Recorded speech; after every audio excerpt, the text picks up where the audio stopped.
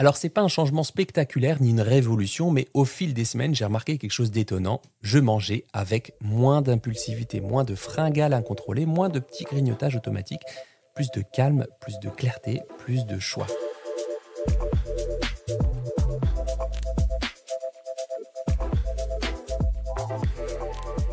Bonjour à toutes et à tous, c'est Charles Brumeau, diététicien nutritionniste et aujourd'hui, quatrième épisode de cette mini-série sur mon année sans alcool et je vais vous parler d'impulsivité. L'impulsivité, c'est la tendance à agir rapidement, sans réflexion préalable, en réponse à une émotion, une envie ou une stimulation extérieure.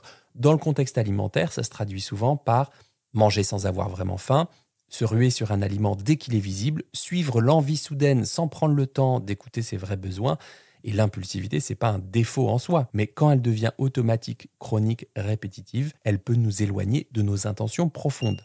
En consultation, mes patients me parlent souvent de leurs envies de sucre, de leur rapport aux féculents, aux graisses, mais très peu évoquent leur consommation d'alcool comme un facteur qui impacte leur comportement alimentaire. Et pourtant, c'est assez prouvé, l'alcool diminue le contrôle inhibiteur du cerveau. Il affaiblit notre capacité à résister aux tentations, à dire non à ce troisième ou quatrième biscuit, à différer une envie. Il désinhibe, pas seulement socialement, mais aussi face au frigo ou au placard.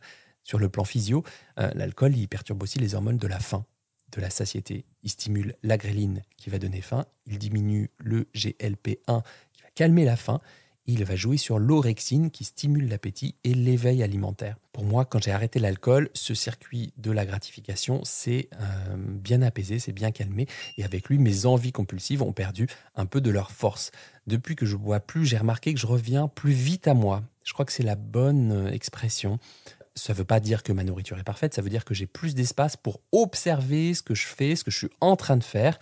Par exemple, ce paquet de gâteaux, là, est-ce que je ne suis pas en train de le terminer pour le terminer?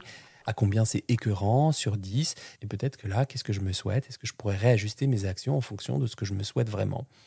Bon, voilà, ça c'était mon ressenti. Je ne dis pas que tout le monde devrait arrêter l'alcool, mais si vous vous posez des questions sur votre comportement alimentaire, si vous avez parfois l'impression de manger sans comprendre pourquoi, je vous invite à essayer une pause, pas forcément pour vous punir ou pour essayer de tenir le plus longtemps possible, mais juste pour observer ce que ça change sur vos envies, vos signaux de faim, votre digestion, votre capacité aussi à vous arrêter de manger.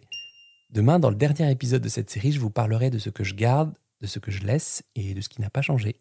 Bel appétit de vivre et à demain.